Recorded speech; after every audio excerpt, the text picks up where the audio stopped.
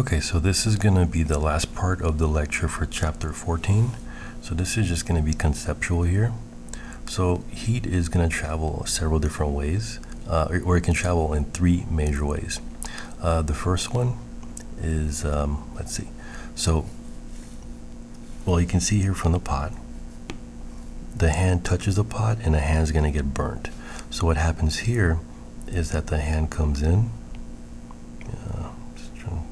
Try this the best I can. So the hand comes in, it touches the pot, and the heat from the pot is going to go in and it's going to burn your hand. And so the way that that works is that heat means that the molecules or the atoms inside the pot are vibrating, and a vibration travels from the molecules in the pot to the molecules in your hand, and that increased vibration, you feel that as you being burned. So whenever heat travels by contact, this is called conduction.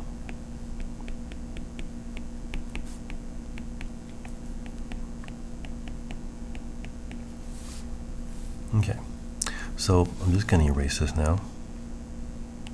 The next case then is another one that we're familiar with. If you boil a pot of water, what you'll notice is that you put the flame underneath the pot. So this is going to be the hot side here, and on top there's going to have the air, that's going to be the cold side.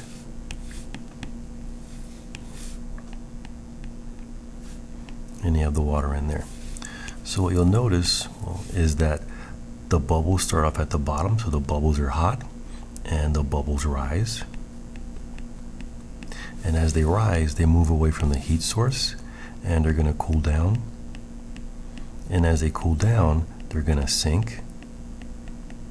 And once they get close to the heat source again, they're going to get heated up, and that's going to force them to rise up. And the same thing happens. It gets away from the heat source, so it cools down and it sinks, and that cycles over and over again. So this motion here, this is called convection. So in convection, what you have is a fluid, like a liquid or a gas. What happens is that the molecules circulate around from hot to cold. But I'm just going to be even more simple. I'm just going to say that it's a fluid circulating from hot to cold.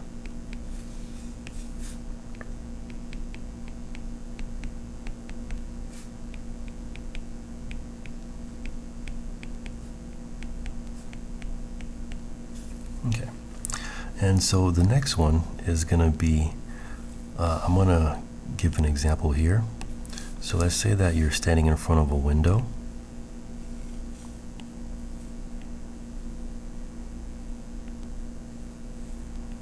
and the window's shut, and then you have the sun over here. So first of all, you're not touching the window, so there's going to be no conduction. The window blocks the air from the outside, so even though the air can be hot, you're not going to feel it because the air doesn't pass through the window, but still you feel heat from the sun warming your face here. So this is another way that heat travels. In this case here, between the sun and the earth, what you have is the vacuum of space, so really an emptiness. So we're going to call this form in which heat can travel, we're going to call that radiation. So radiation is a way that heat can travel through the vacuum of space. So heat transfer without contact and without circulation, and we'll just say that heat transfer through the vacuum of space.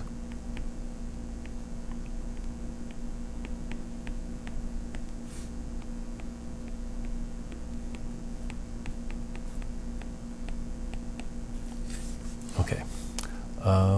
And I believe we've covered everything now. And if you notice in all of these, let me just summarize this. Heat travels in this case from the hot sun to your relatively cold face.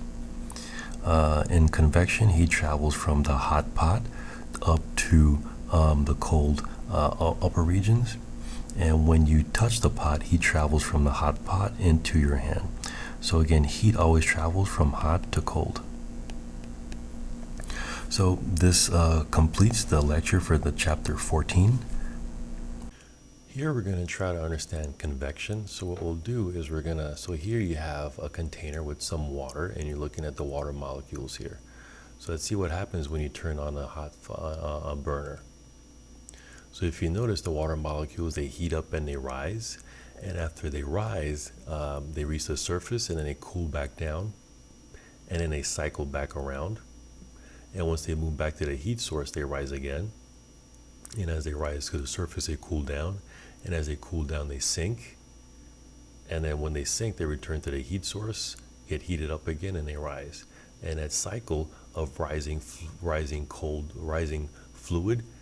rising hot fluid, and sinking cold fluid, that's called convection.